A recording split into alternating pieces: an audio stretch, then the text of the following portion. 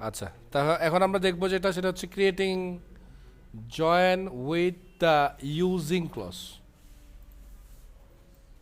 ওকে, so using clause ব্যবহার করব কখন কিভাবে সেটা সম্বন্ধে জানাচ্ছে আমাদের। বলছে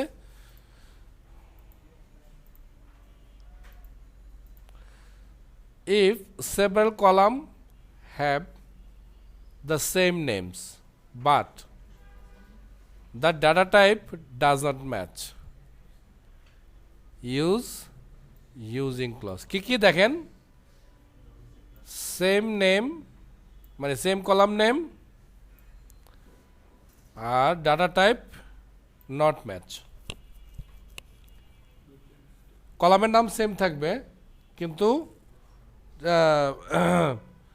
ডাটা টাইপ ডিফারেন্ট থাকবে, তখন আমরা ইউজ করবো হচ্ছে গিয়ে এই ইউজিং ক্লজটা। তো this clause is specify the column for equijoin, equijoin use করবে। Okay, then use the using clause to match only one column when more than one column matches. এই ইউজিং ক্লজটা যেটা করবে যে একটাই মাত্র কলামকে ম্যাচ করাবে। যদি একাধিক কলামও ম্যাচ করে আপনাকে একটা কলামের নামে উল্লেখ করতে হবে। বুঝতে পারছি? সো সেটা কেমন এবার চলেন আমরা একটু দেখি।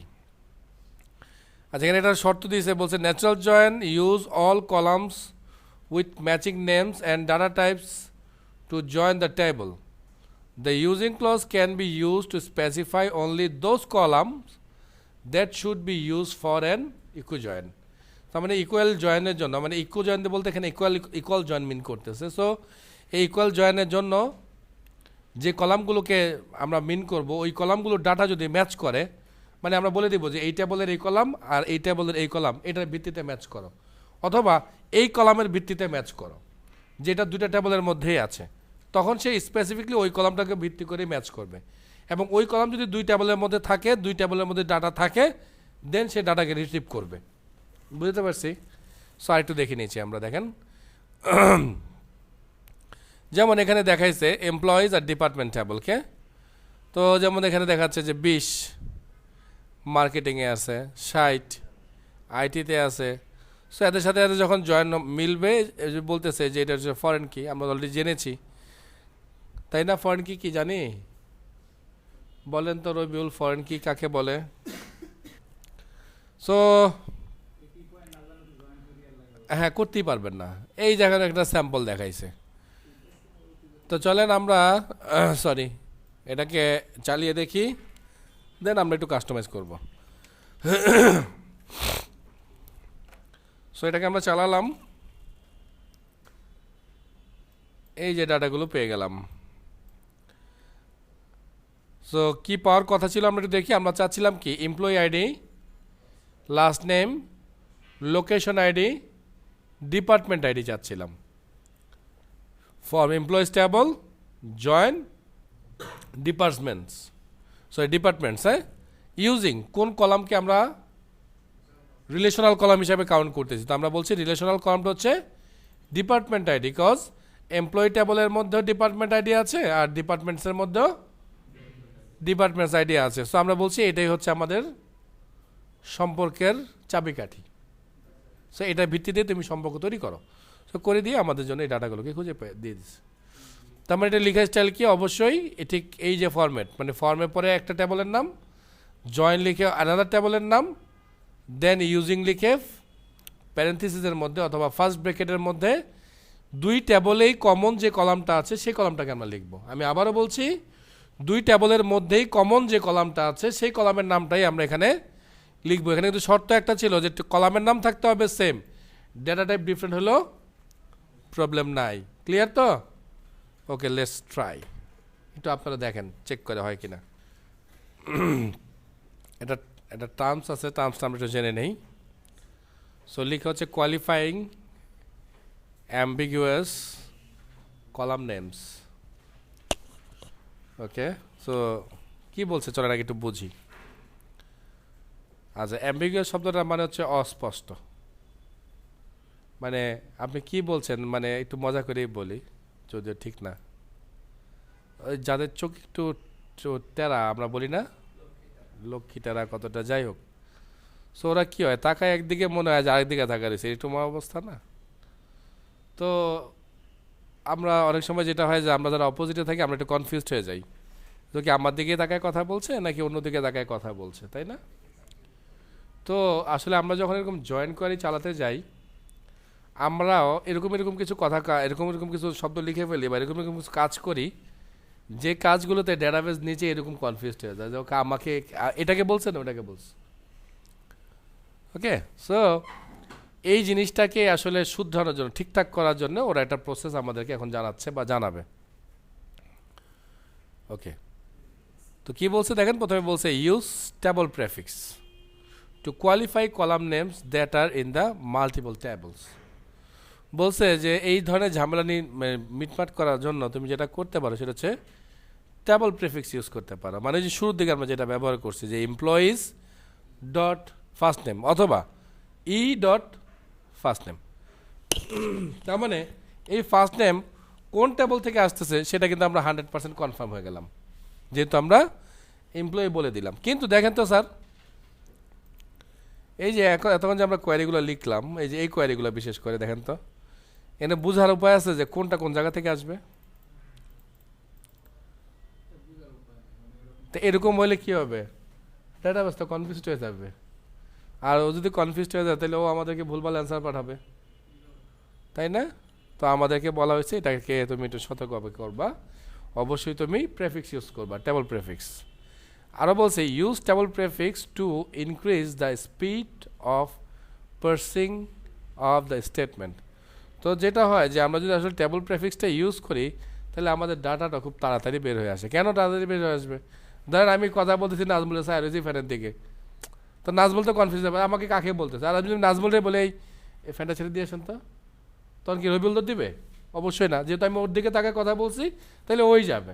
আর আমি যদি এরকমভাবে বলি যে ফ্যানটা ছেড়ে দিয়েছেন তো, তো নাজমুল মনে করবে আমাকে স্যারকে আমাকে বললো। আবার রবিউল যেহেতু সামনে আছে ও ফিল করতে পারে স্যারকে আমাকে বললো। তার মানে দুইজনের মধ্যে আবার একটা ডিসিশন হবে যে কে যাবে, যায় তারপর ফ্যান ছাড়বে।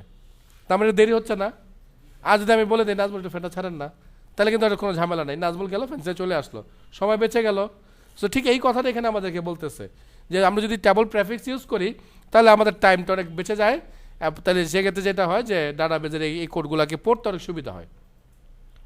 ওকে okay, instead of full table name prefix use table alias. So বলছে যে তুমি পুরো টেবলের নাম না লিখে তুমি টেবলের অ্যালিয়াস ইউজ করো। ওই যে একটু আগে আমরা লিখছি E dot first name, so এই ইটা হচ্ছে টেবল অ্যালিয়াস। ওকে, আচ্ছা, আরও কিছু বলছে table alias gives a table shorter name. ওরা ব্যাখ্যা করে দিচ্ছে যে অ্যালিয়াসটা দিয়ে আমরা একটা টেবলের নামটাকে শর্ট করতে পারি। আমরা যেমন প্রোগ্রামে এতদিন ভ্যারিয়েবল ব্যবহার করেছি ঠিক অনেকটা ওই টাইপের। So keep SQL code smaller, use less memory. বলছে কোডটাকে তুমি ছোটো করো যেন তোমার মেমোরি কম নষ্ট হয়, কারণ মেমোরি স্যার আসলে দিন শেষে মেমোরিটা আমাদের জন্য অনেক বড় কিছু। কারণ আপনি একটা প্রসেস মানে জাস্ট ছোট্ট একটা প্রসেস কমপ্লিট করার জন্য সে যদি 10-11 বাইট জায়গা নষ্ট করে ফেলে তাহলে এটা অনেক অনেক বেশি ক্ষতিকর। বুঝতে পারছেন তো? দেখবেন গার্মেন্টসে তো আপনার কেউ লেখাপড়া করে না, আমি একটু করছিলাম গার্মেন্টস রিলেটেড একটা টপিকের উপরে। তো আমাদেরকে বলা হয়েছিল যে আমরা যে মানে কাপড় যে কাটে, ও যদি 1 ইঞ্চি করে কাপড় জাস্ট বেশি রাখে 1 লাখ অর্ডারে প্রায় আমরা হিসাব করছিলাম তখনকার সময় প্রায় 600টা শার্ট বানানো যায়। ওই 1 ইঞ্চি করে কাপড় যদি বাঁচানো যায় তাহলে 600টা শার্ট বানানো কাপড় বাঁচানো যাবে, জাস্ট 1 ইঞ্চি কাপড় যদি বেশি না কাটে। ওকে, সো মেমোরি ক্ষেত্রেও কিন্তু এটা। সো আমার মেমোরি ইউজের ক্ষেত্রে খুব সতর্ক থাকতে হবে। অবশ্যই ট্রাই করতে হবে কম করে বেশি কাজ করার জন্যে, সেটা জাভা হোক, সি শার্প হোক, পাইথন হোক, যা হোক তাই হোক, সব জায়গায়। এবং কম ঘুরাবেন, প্রসেসরকে অনেক কম ইউজ করবেন। যত কম ইউজ করে আপনি আপনার কাজ বাড়ি করে নিয়ে আসতে পারবেন, আপনার প্রোগ্রামটা তত বেশি এফিসিয়েন্ট হবে। ওকে ওকে ফাইন। ওকে, শেষ লাস্ট ওয়ান তো বলতেছে যে use column alias to distinguish column that have identical name but reside the different tables. বলছে কলামের নামও চাইলে তুমি অ্যালিয়াস করতে পারো। তা আমরা এটা আসলে করবো না, কারণ বেশি শর্ট করতে গেলে আবার সেই একই কনফিউশন তৈরি হতে পারে, মানে কাকে বলছি কোন জায়গাটাকে বলছি সেটা ধরতে আবার সমস্যা হতে পারে। সো টেবল অ্যালিয়াস করলে আমাদের এটা খুব বেশি পারফেক্ট হয়ে যাবে। আমরা খুব সহজেই এই অস্পষ্টতাকে দূর করতে পারবো, তাই না? ওকে, সো এখানে বিশাল একটা গাইডলাইন দিছে। এত বড় গাইডলাইন আমরা পড়বো না, আমরা জাস্ট নিজের এতটুকু একটু দেখি। বলছে কি, table alias can be up to 30 characters. টেবল অ্যালাইসে আপনি বিশাল রচনা লিখতে পারবেন না, যদি লিখবই না আমরা, কারণ আমরা অ্যালাইস তো লিখবই যেন অথবা নামটাকে ছোটো করতে পারি। তো তারপর ওরা বলে দিচ্ছে maximum 30 characters length, but shorter alias are better than longer ones. এই যে মাত্র যেটা বলে ফেলছি, যে যত ছোট করা যায় তত বেস্ট আসলে এটা। বলেন, আপনার যা ইচ্ছা তাই, আপনার নামও লিখতে পারেন, আমার নামও লিখতে পারেন, কোনো সমস্যা নেই। ওকে, আচ্ছা, if a table Alice is use for a particular table name in the form clause, the table alias must be substitute for the table name through the select statement. কিছু বুঝলেন? আমি দেখাই স্যাম্পল, বলে বুঝে যাবেন। বলছে যে তুমি যখন ফর্ম ক্লজটা লিখবা, তারপর যখন তুমি টেবলটা লিখবা, তারপরে তুমি টেবল অ্যালাইসটাকে লিখবা যেন ওই টেবলটাকে বোঝা যায়। বুঝতে পারছি? এই যে এই যে এতক্ষণ তো আমি ব্যবহার করছি, কিন্তু এই ইটা আসলে কি সেটাই কিন্তু আমি বলি নাই। তো সেটা আমি বলছি এই যে এখানে এসে মাত্র, যে এর মানে হচ্ছে আমার এই এমপ্লয়িজ। কারণ কি আমরা কি করি, একটা কলামের পরে স্পেস দিয়ে একটা শব্দ লিখলেই তো সেটা অ্যালাইস হয়ে যায়। সেকেন্ড কোড মানে ডাবল কোড থাকুক, এস থাকুক আর না থাকুক সমস্যা নাই, তাই না? অ্যালাইস হয়ে গেছে ওইটাই। সেই জিনিসটাই ব্যাখ্যা করলো এখানে। হ্যাঁ, তা বলছে table Alice should be meaningful. তো এটা সে শুরু থেকে আপনাদেরকে আমি বলে আসছি যে প্রোগ্রামে যে ভ্যারিয়েবলগুলো ধরবেন সেই ভ্যারিয়েবলগুলো অবশ্যই মিনিংফুল হইতে হবে। তো এটাও তাই বলছে, সো এটাও যদি এক ধরনের ভ্যারিয়েবল, সো এটা অবশ্যই মিনিংফুল হইতে হবে। ক্লিয়ার? ওকে, তো table Alice is valid for only the current select statement. মানে বলা হয়েছে যে আমরা যখন প্রোগ্রামে একটা ভ্যারিয়েবল ধরি, সারা প্রোগ্রাম ধরে ইউজ করতে পারি, বা টেবল অ্যালাইস সারা প্রোগ্রাম ধরে না। আপনি একটা সিলেক্টের জন্য একটা টেবল অ্যালাইস ধরতে পারবেন এবং ওই সিলেক্টের মধ্যে তার ক্ষমতা শেষ। বুঝেন নাই? যেমন ধরেন এখানে আমি একটা সিলেক্ট স্টেটমেন্ট লিখতে যাচ্ছি এখানে, তো এখানে যদি আমি এই ব্যবহার করি, এই এর ব্যাখ্যা সে পাবে না, তাকে আবার আমাকে এটা লিখতে হবে, লিখে বুঝিয়ে দিতে হবে এই ইয়ের মানে এইটা। তার মানে বলা হচ্ছে যে তুমি যেখানে অ্যালাইসগুলো ধরবে এগুলো সব লোকাল ভেরিয়েবলের মতো, ওই লোকাল প্লটের মানে ব্লকের মধ্যেই কাজ করবে। এই ব্লক থেকে বের হয়ে যাবে, এই অ্যালাইসকে চিনা যাবে না। মানে একটা সিলেক্ট স্টেটমেন্টের জন্য অ্যালাইস একবারই কাজ করবে। বুঝতে পারছেন? বুঝেন নাই কারা? সিলেক্ট স্টেটমেন্ট দুইটা হলে আপনাকে দুইবার অ্যালাইস ডিক্লেয়ার করতে হবে। তার মানে আবারও বলতে হবে এমপ্লয়ি আপনি ইউজ করতে পারেন, কোনো সমস্যা নাই, বাট এই এর মানে আপনাকে বলে দিতে হবে। এই হচ্ছে কথা। তিনবার যদি সিলেক্ট ইউজ করেন আপনাকে তিনবারই বলে দিতে হবে এমপ্লয়ি কিন্তু এমন হয়েছে না, আমরা আগে জাভাস্ক্রিপ্টে কী করছি, লেট ধরে একটা ভেরিয়েবল ধরছি, সারা প্রোগ্রাম ধরে এটাকে ইউজ করছি, বারবার লেট বলতে হয় না আমাদের, কিন্তু এখানে বলতে হবে। এটা হচ্ছে এটা রুলস। ক্লিয়ার? ওকে, সো বলছে using table alias with using clause. So আমি একটু রিকোয়েস্ট করবো আপনারা সবাই এই কোয়ারিটা লিখবেন। আচ্ছা, তারপরে আপনারা এই ক্লজটা চালিয়েছেন কিন্তু কাজ করেনি, তাই না? আচ্ছা, কেন করেনি চলেন আমরা চেক করি।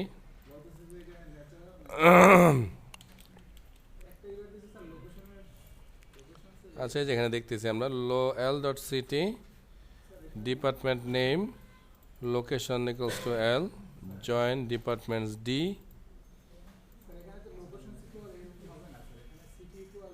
লোকেশন আইডি কি 1400 আছে না?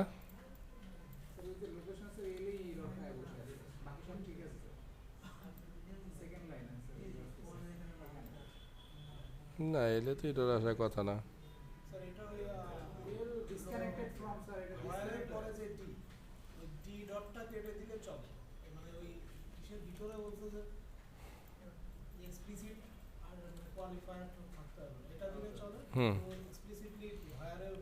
হয় ডি দেওয়া লাগবে না, হ্যাঁ সেটাই, মানে ডি যে কোনো জায়গা থেকে মিলাইতে পারলেও দিয়ে দিবে আর কি।